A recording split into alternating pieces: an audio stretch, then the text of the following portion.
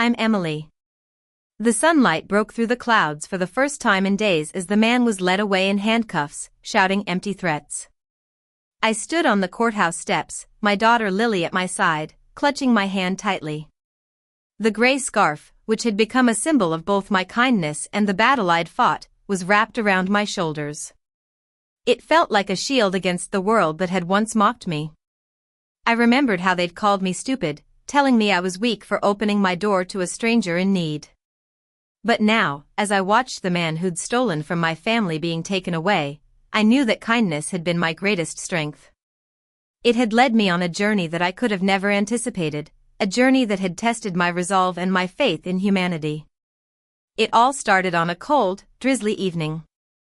I was driving home from my part-time job at a local diner, Lily sound asleep in the back seat.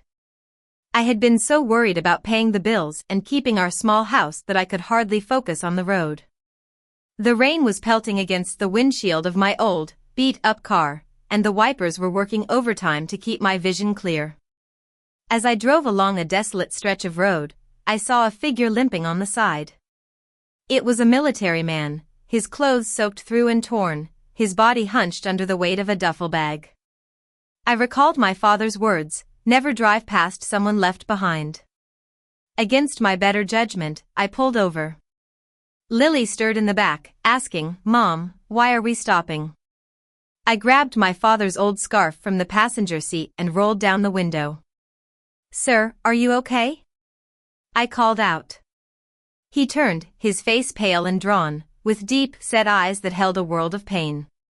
The burn scars on his neck and jaw were a stark reminder of the battles he'd fought. For a moment, I hesitated. I was a single mother, and inviting a stranger into my car in the middle of nowhere seemed like a huge risk. But there was something in his eyes that made me open the door. "Come on," I said, "you'll catch your death out here." He got in slowly, each movement full of pain. I handed him the scarf, and he took it gratefully, holding it like it was a lifeline. As I drove, he was silent, lost in his own thoughts. All I could smell was the rain, the cold, and the dampness of his clothes. When we got home, my mother, Helen, was standing on the porch, her arms crossed, looking angry. My sister, Olivia, was beside her, tapping her foot impatiently.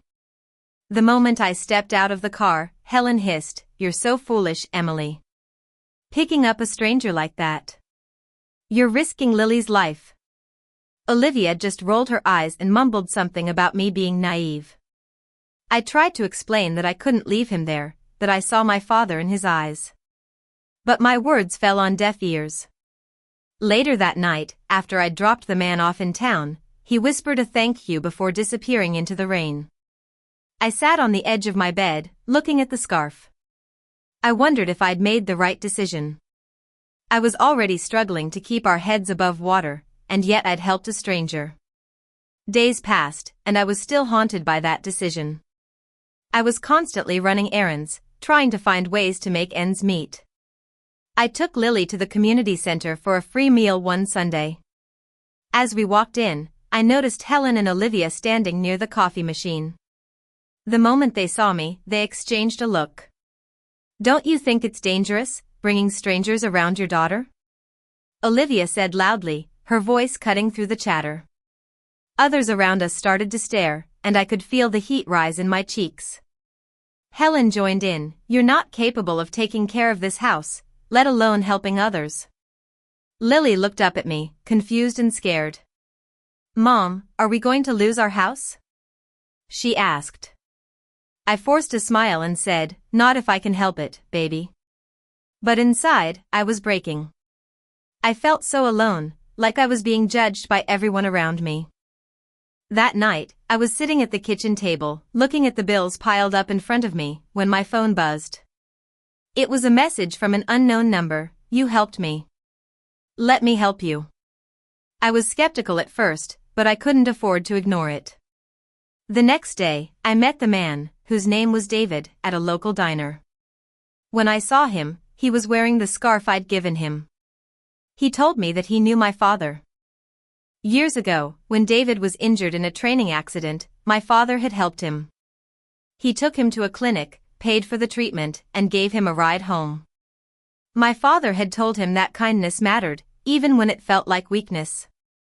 David then showed me some papers. It turned out that my father had co-signed a loan for a friend who had disappeared, leaving the debt tied to our family.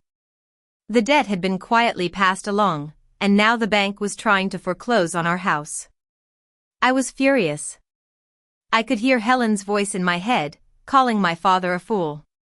But David said that there was a way to fight it, that he had been doing some digging and believed we could clear the debt, but it wouldn't be easy. I decided to take the chance. I knew it would be a long and difficult battle, but I was determined to save my home and my family's honor. But as soon as I made that decision, the threats started coming. One morning, I answered the phone, and a man's voice said, "You're making a mistake, Emily. You're going to lose everything." I held my ground, though. I told him, "You stole from my family, and I'm taking it back." As the fight escalated, I faced a lot of opposition. Helen and Olivia tried to convince me to give up, saying that I was risking everything. But I refused. I thought about Lily and all she deserved, and I knew that I couldn't back down. Then, one day, 6 black SUVs pulled up in front of our house. David stepped out, wearing his military uniform, and handed me a sealed envelope. "It's time," he said. Inside the house, David and some legal representatives explained that we had grounds to challenge the foreclosure under federal protections for veterans and their families. But I was scared. What if it didn't work? Lily looked at me, her eyes full of trust. "Mom, you can do it," she said. Her faith in me gave me the courage to sign the papers. Over the next few days, I was bombarded with calls and threats.